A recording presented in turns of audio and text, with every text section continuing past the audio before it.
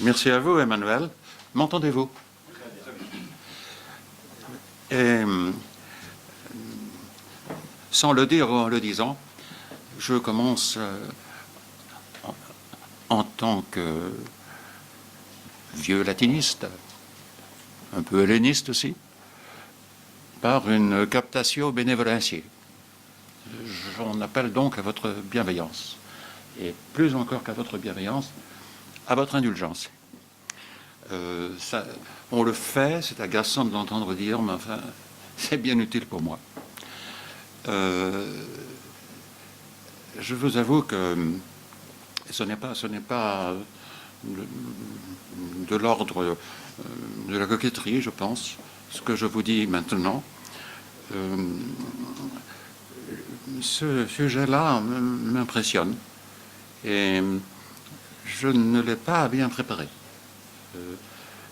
Et vous devrez subir, j'espère sans trop de désagréments, mais je n'en sais rien, vous devrez subir plus une promenade à travers des paysages que j'aime qu'un enseignement caractérisé. Emmanuel gentiment me présentait comme quelqu'un à entendre cette présentation qui est juste, c'est vrai, pour ce qui concerne en tout cas le cursus. On pourrait croire que je suis savant. Ce n'est pas le cas.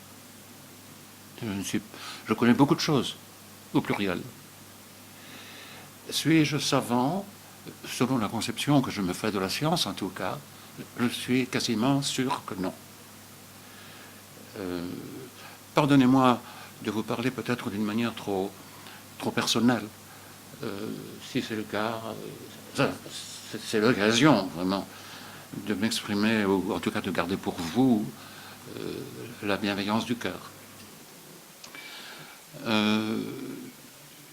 Je n'ai jamais été un savant. Si j'avais à me définir, et je parle donc un peu trop de moi peut-être, mais vous le sentirez au cours de cette petite causerie, je suis incapable,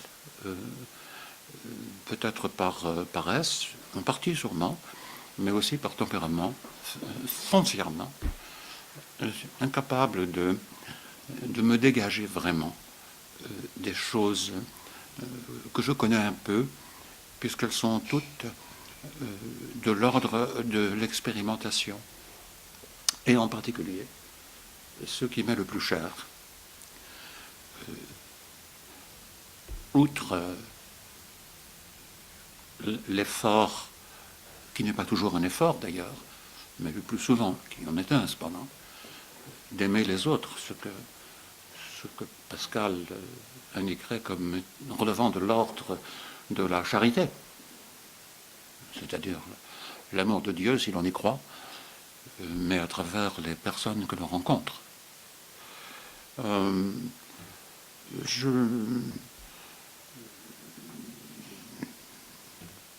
Je sens les choses.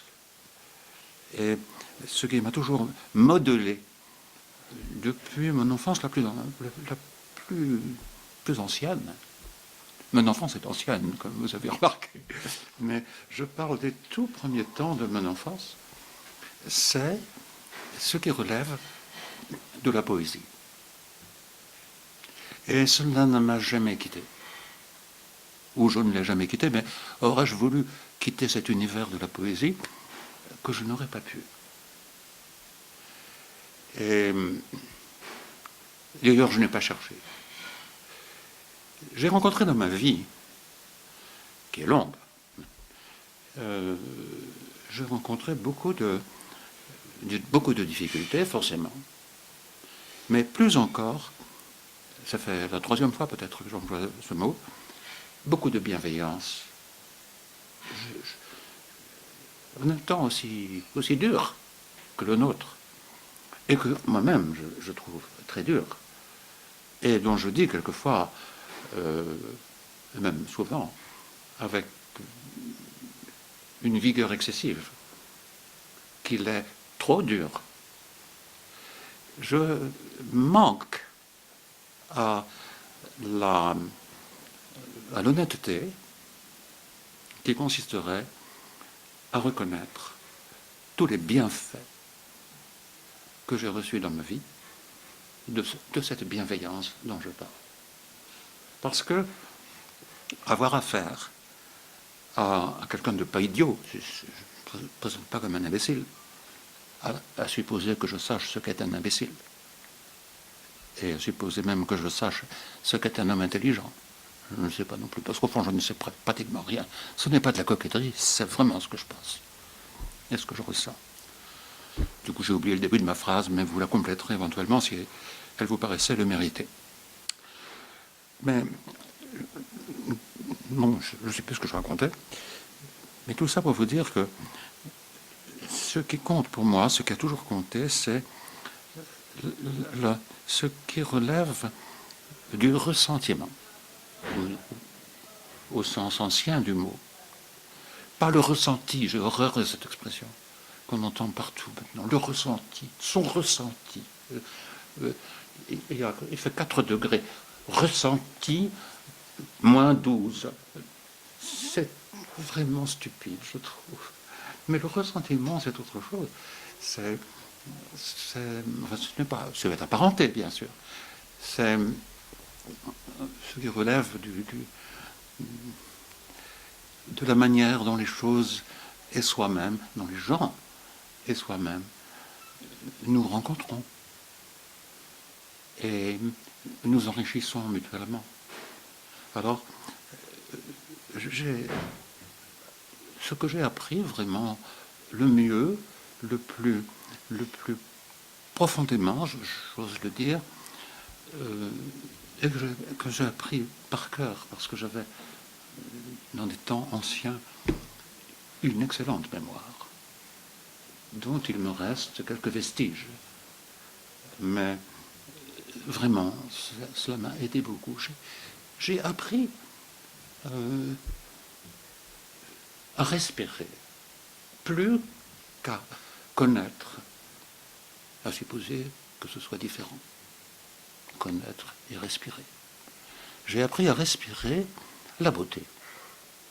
En particulier, ça c'est mon univers natal, et probablement un univers natal correspondant à des domaines plus anciens encore, et dont je ne saurais jamais rien, sinon dans l'autre monde, à supposer que j'y entre un jour.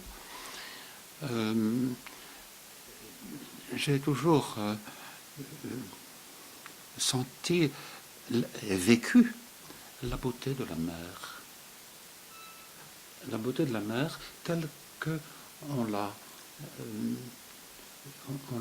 ressent le plus naturellement dans la contrée de ma naissance, c'est-à-dire la ville de Vannes et le golfe du Morbihan. C'est-à-dire une mer. J'aime beaucoup l'océan, beaucoup, mais j'aime peut-être encore davantage, pas davantage, autrement, plus intimement, la mer de chez nous, de chez moi, où la terre et la mer se rejoignent. Je ne sais pas si vous accordez quelque importance aux signes zodiacaux, je n'en sais rien. Je ne sais d'ailleurs pas quelle importance il faut leur accorder.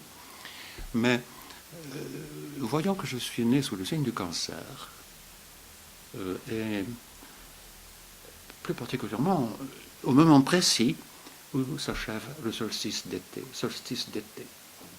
le 24 juin, qui paraît-il est mais je ne le savais pas au début, est un signe marqué par le goût de l'eau, comme l'amour de l'eau, comme je crois le scorpion, et comme le signe du poisson.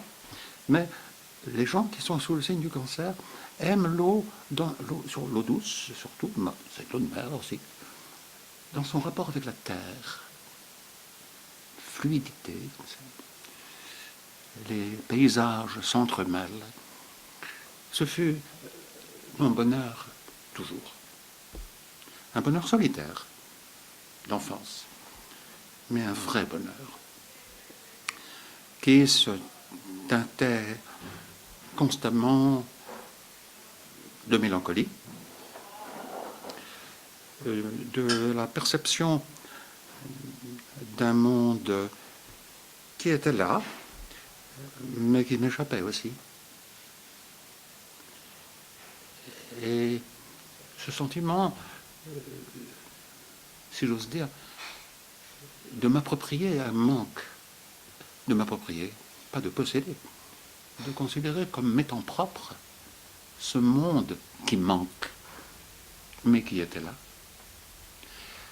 Peut-être cette impression, cette certitude même, n'était pas pour rien dans l'intérêt que je porte et que j'ai toujours porté à l'art et dans l'art à la poésie.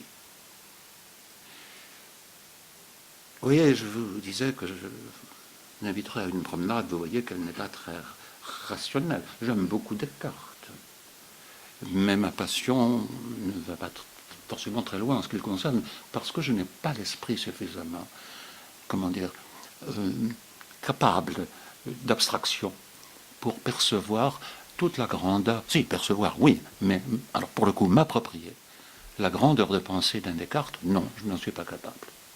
En revanche, ressentir ce que l'on peut discerner dans un regard, dans des sons, rien, je suis en train de devenir sourd complètement. C'est dur de toute façon, mais surtout, si vous avez fait la musique au fond du cœur, je ne vous embête pas trop. Pour moi, je vous disais, tout est poésie. Parce que tout est musique. Mais vous me direz peut-être, mais vous avez passé votre vie à vous occuper d'art visuel. C'est vrai. Une grande partie de ma vie. Mais la musique ne m'a jamais quitté. Ou je n'ai jamais quitté la musique. J'en suis incapable. À l'heure actuelle, la musique me quitte puisque je deviens sourd. Vous savez, j'espère que ce n'est pas votre cas. Mais c'est très dur. Je ne dis pas ça pour vous apitoyer, mais pour que vous sachiez qu'il est souhaitable. Vous êtes tous jeunes, et sachez que la jeunesse, sans vouloir du tout la flatter, impressionne les personnes âgées. Parce que des barrières s'installent peu à peu. Ici, je n'ai pas l'impression qu'il y ait tant de barrières entre nous, mais peut-être y en a-t-il que je ne discerne pas. Mais vieillesse signifie solitude. Et ça, c'est inséparable aussi de la poésie, hein, l'impression de la solitude. Il y a des vers sublimes, entre autres en anglaise. Et, parce que c'est une langue qui nous envahit de manière la plus effroyable, mais c'est une des plus belles langues qui soit, quand elle est bien parlée, d'une grande musicalité. Et il y a des poèmes sur la solitude, en anglais, en particulier dans les temps anciens, du XVIe, XVIIe siècle, qui sont d'une beauté une beauté vraiment bouleversante. Du reste, vous l'aurez remarqué, nous ne sommes, aucun d'entre nous n'est capable, n'est apte, ce n'est peut-être même pas désirable, apte à voir les choses d'une manière complètement objective. Alors même, je le dis un peu étant jugé parti, n'étant pas capable d'objectivité et le sachant. Mais je crois que beaucoup de personnes qui revendiquent l'objectivité, pas qui se revendiquent de l'objectivité, de grâce. Si jamais vous employez cette expression, se revendiquer de quoi que ce soit, oubliez-la tout de suite, jetez-la au panier et à la place, dites se réclame. Là, c'est du français. On se réclame de quelque chose et on revendique quelque chose. Mais on ne se revendique pas de quoi que ce soit, n'en déplaise à ces messieurs et à ces dames de la télévision et de partout. On se réclame des choses.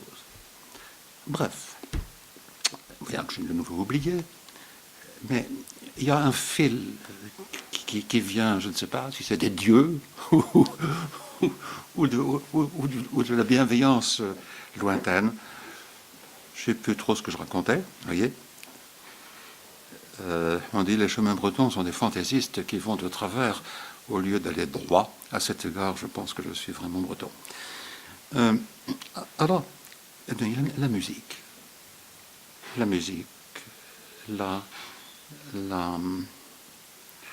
manière de la respirer, de la vivre, de telle sorte que Mozart ne puisse pas être pour vous un étranger, que vous ne puissiez pas aborder, même si c'est très important, les études musicales, bien sûr, qui exigent une certaine distance par rapport à l'objet de l'étude, bien sûr. Mais il faut y entrer. Je me souviens de quelqu'un qui un jour me disait de son fils, qui n'aimait pas Mozart, mais était musicien, paraît-il, il s'y met. Un musicien qui se met à Mozart, à aimer Mozart. Je doutais, mais il s'occupait de musique électronique surtout. Mais je n'ai rien contre, mais je n'y vois pas l'essence de la musique. À tort sans doute. Bref, je respire les choses plus que je ne les connais. Pour moi, l'art est essentiel à travers les os, surtout, et à travers la musique, y compris les œuvres visuelles que je regarde. J'ai plutôt envie de dire que je les écoute. Et je crois que une des choses qui manque aujourd'hui le plus, c'est l'écoute, c'est d'écouter. Vous l'aurez sûrement remarqué, le plus souvent, les personnes qui parlent crient plus qu'elles ne parlent, et les sourds, à moins d'être totalement sourds, ce qui, j'espère, ne m'arrivera jamais, entendent quelques sons. Ils n'entendent pas tous les sons, mais les sons qu'ils entendent prennent un caractère de violence très grand. Eh bien, les gens ne s'écoutent pas, le plus souvent. Ils parlent en même temps.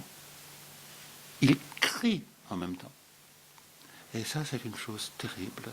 Il faut apprendre, je crois, à ménager les silences, à écouter. D'ailleurs, je crois que certains parmi vous, peut-être tous, je ne sais pas, sont philosophes. Vous savez bien que écouter, cela relève de l'esprit, cela relève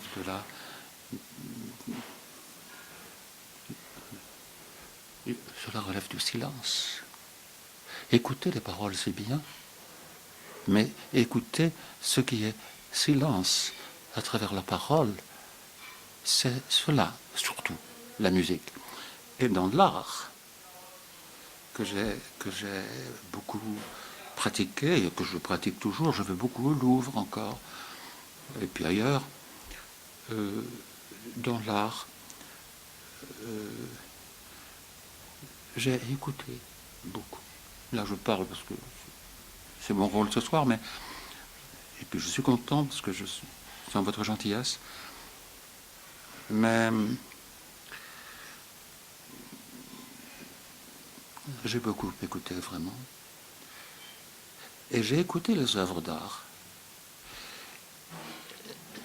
Le silence des œuvres d'art, leur musique, leur mouvement, au sens musical du mot. Tenez.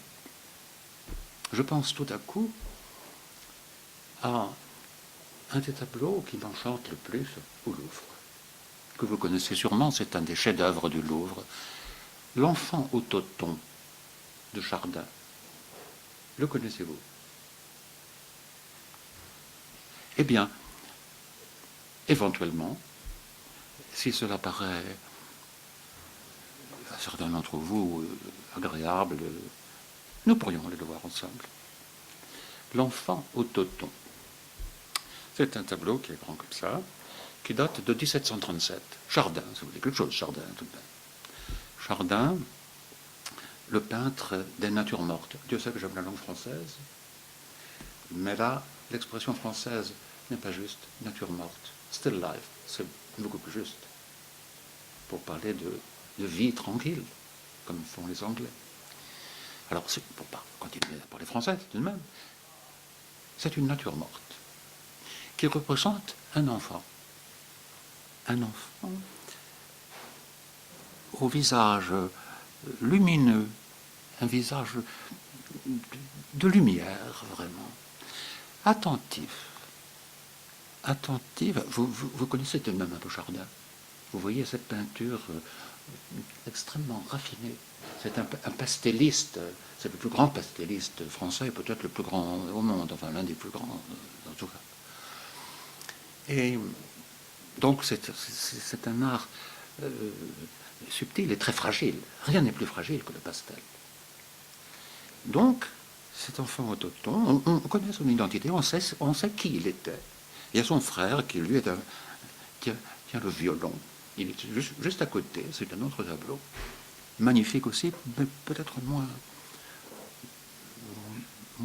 enfin, qui me touche moins, mais ça ne veut pas dire, ça ne change rien à sa valeur. Cet enfant au Toton, il regarde donc sur la table, lumineuse, lui-même étant très lumineux, innocent. Il observe le Toton, on voit bien son index et son pouce qui sont en train de se séparer, mais ils étaient unis il y a un instant encore, au moment où il a commencé à faire tourner le Toton.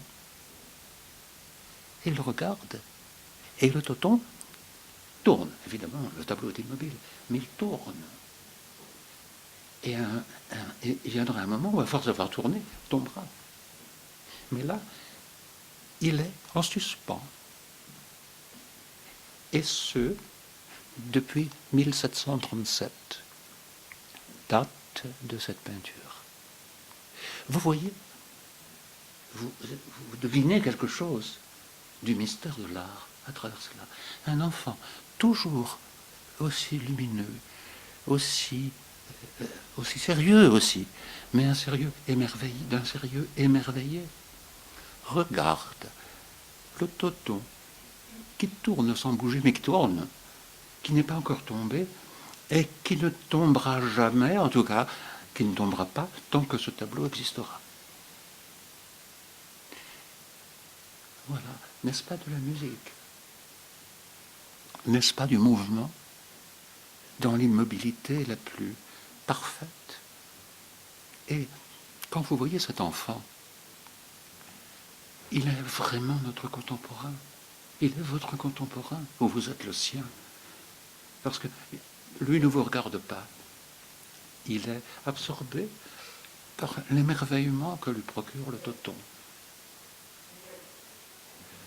Vous voyez, pour moi, avant même d'aborder les sujets, et c'est très important les sujets en art, avant même de les aborder, d'aborder un sujet, par exemple une crucifixion, ou ce que j'apprécie le plus, c'est l'âme de l'art qui est bien sûr associée de près à la signification que le peintre a voulu lui donner, mais qui est autonome, je pense, en quelque sorte, par rapport à cette signification. Sauf peut-être dans certains arts magnifiques, tels que certains arts de l'icône, par exemple, où il y a une forme d'immobilité spirituelle sublime, mais d'un autre ordre que celle dont je parle. Cette immobilité mobile, ce mouvement dont on voit bien qu'il existe, mais qui reste ce qu'il est. Depuis maintenant, calculé, 1737. Parce que ça fait par rapport à... ça fait presque 300 ans. Ça fera 300 ans dans 22 ans. Non, qu'est-ce que je dis? Si. Non, dans 12 ans. 2019, c'est ça? Bon. Mais tout est comme ça, dans les chefs-d'œuvre. Tout est comme ça. Je vous ai apporté une chose, c'est très différente. Une chose que j'ai...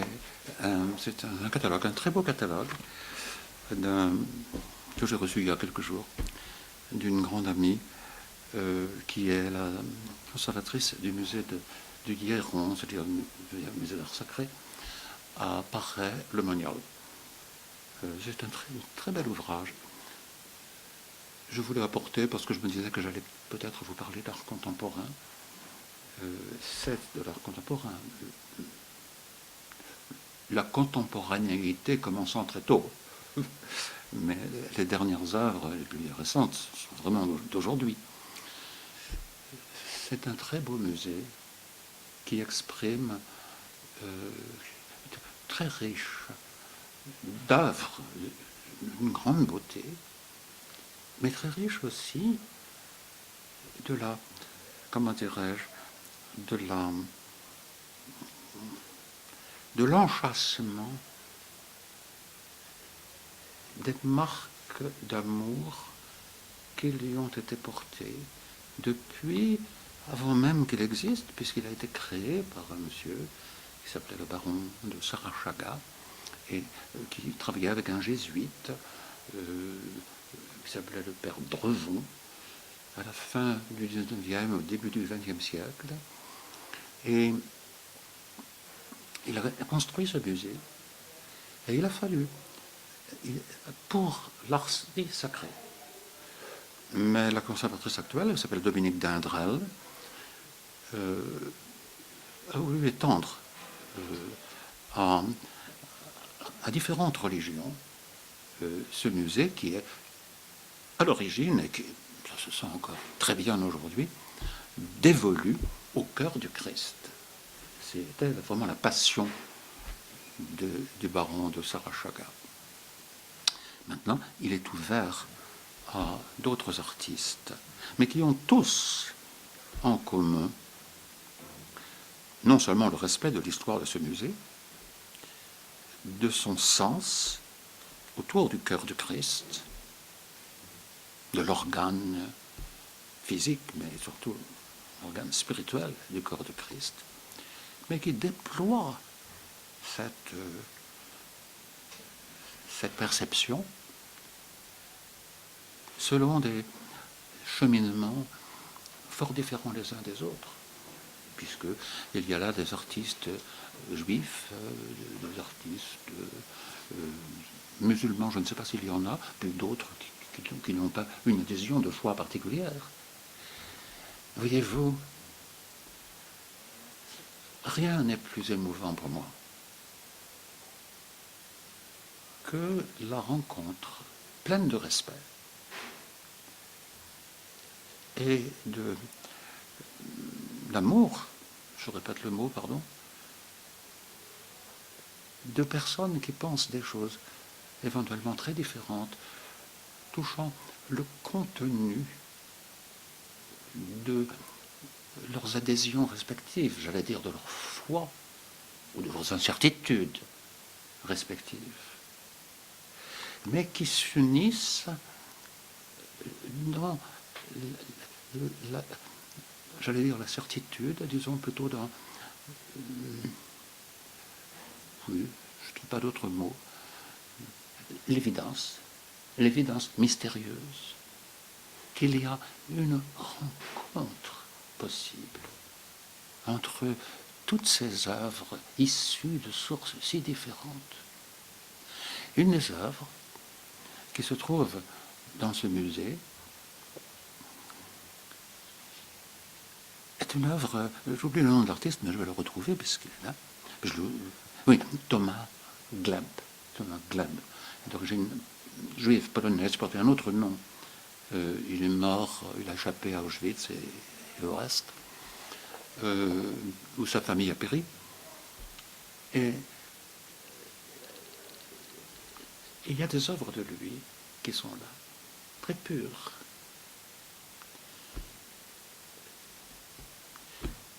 Vous pourrez regarder tout à l'heure si ça vous intéresse. Ce sont des fils de fer barbelés. On peut se dire, un fil barbelé, là. Ça a quelque chose de rude. Quelque chose de rude. Mais ça n'a rien d'horrifiant. Parce que c'est fait avec, je le répète encore une fois, peut-être trop, beaucoup d'amour. Ces œuvres-là, la principale, en particulier, de lui, de Thomas Gleb, est une transposition d'un Carmel.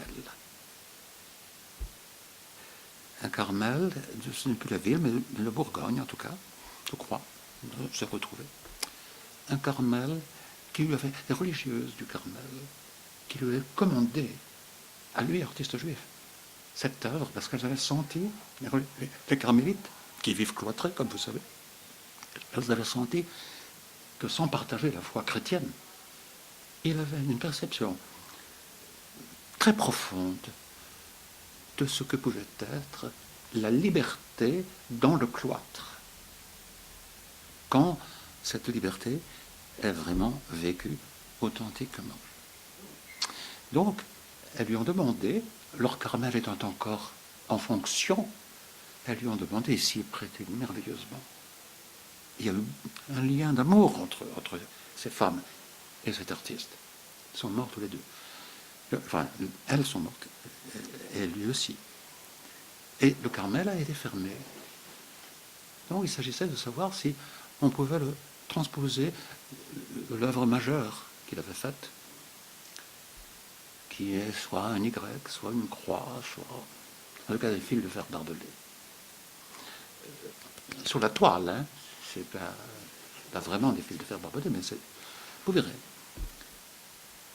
Et est-ce que c'était possible, une transposition pareille, dans le musée dévolu au cœur du Christ?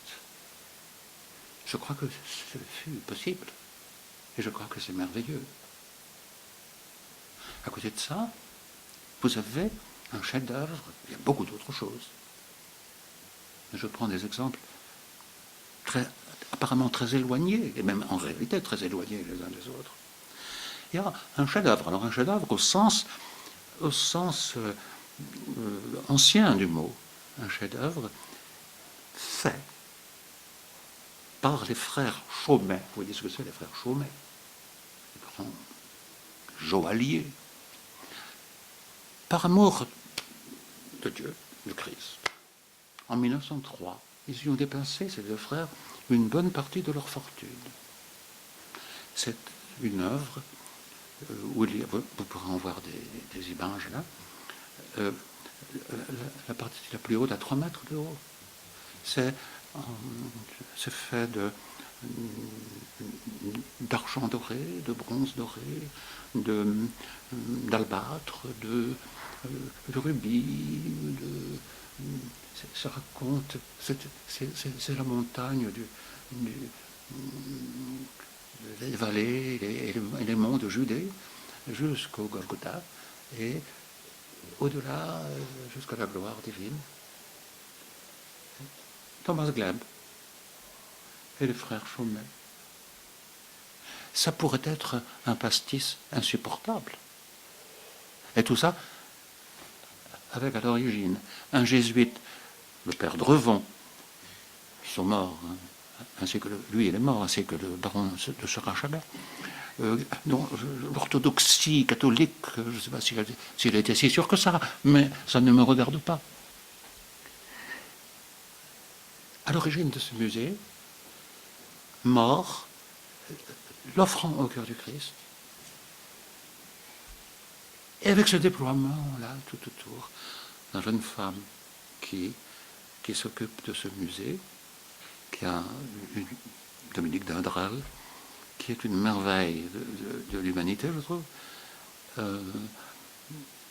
est d'origine, Dindral, c'est un nom flamand, sûrement d'origine chrétienne. Elle a un respect de ces choses.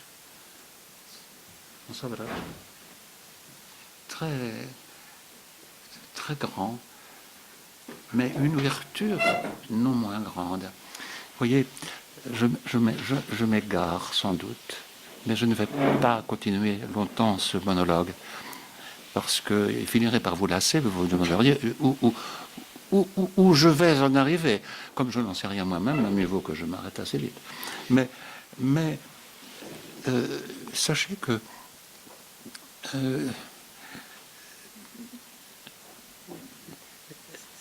ce qui se passe au musée de Paray-le-Monial aujourd'hui ressemble beaucoup aux efforts que l'on pratique en notre temps pour rendre possible la rencontre amicale, et si possible, plus qu'amicale, quoique je ne vois rien qui soit au-dessus de l'amitié d'ailleurs. Elle peut être de toutes sortes, bien des formes d'amitié. Mais en un temps donc où on se préoccupe de tant de rencontres, et quelquefois aux dépens de la clarté, en mélangeant tout, là, il y a une véritable rencontre d'amitié entre des choses très différentes, mais qui ont en commun d'avoir réuni de grands artistes, parce qu'il y a de grands artistes d'aujourd'hui qui travaillent là, dans des expositions, très différents les uns des autres encore, mais unis par la perception, la conviction qu'il donne un nom au créateur ou qu'il ne lui donne pas de nom, à supposer qu'il croit en lui, ce qui, je pense, est le cas de beaucoup d'entre eux, mais pas forcément de tous.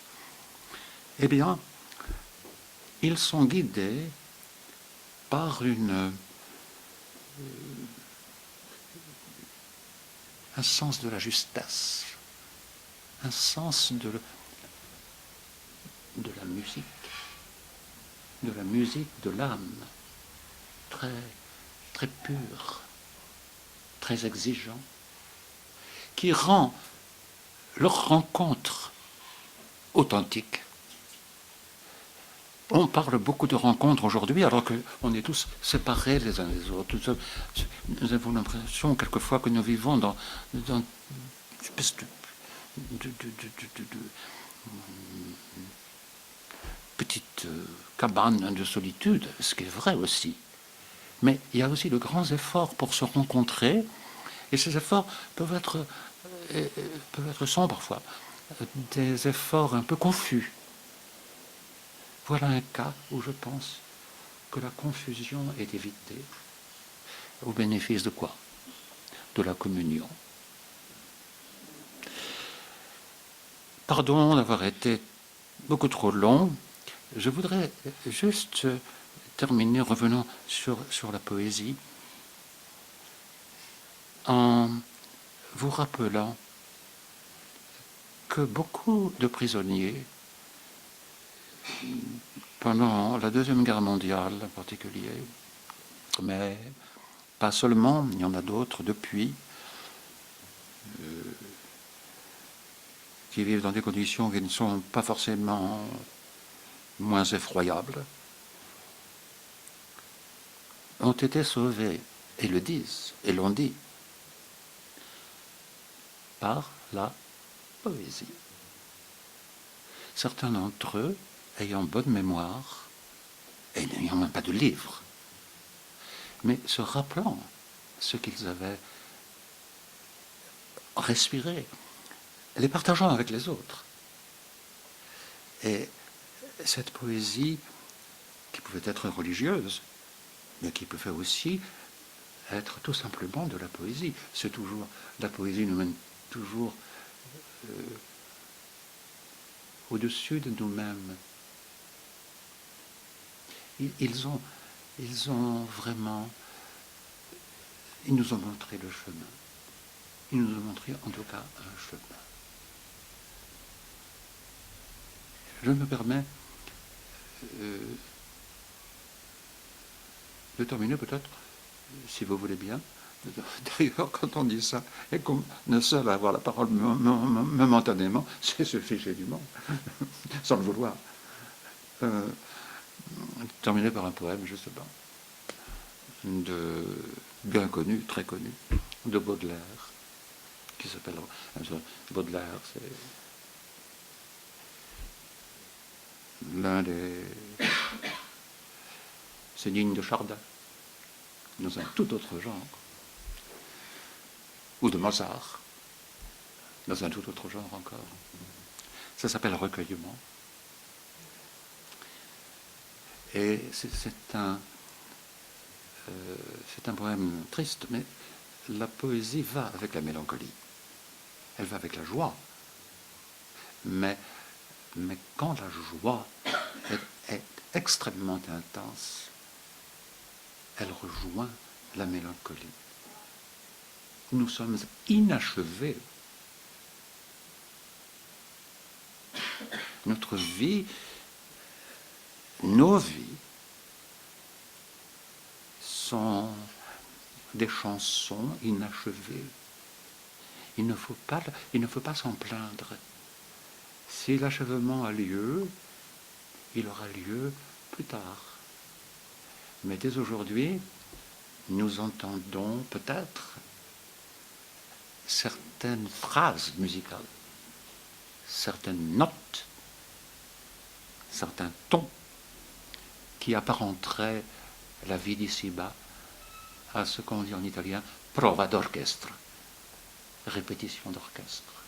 Il me semble que notre vie est une répétition d'orchestre sur une partition dont j'espère bien que nous connaîtrons un jour pleinement la beauté infinie.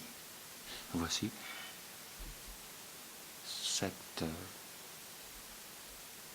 ce poème inachevé que vous connaissez. Sois sage, ô ma douleur, et tiens-toi plus tranquille. Tu réclamais le soir, il descend, le voici. Une atmosphère obscure enveloppe la ville, aux uns portant la paix, aux autres le souci. Pendant que des mortels, la multitude vile, sous le fouet du plaisir, ce bourreau sans merci, va quêter des remords à la fête servile. Ma douleur, donne-moi la main, viens par ici, loin d'eux. Vois se pencher les défuntes années sur les balcons du ciel en robe surannée. Surgir du fond des eaux le regret souriant. Le soleil moribond s'endormir sous une arche.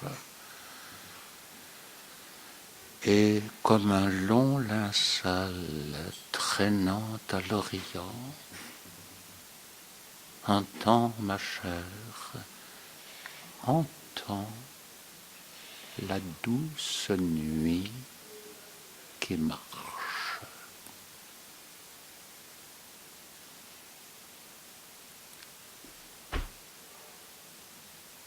Merci à vous.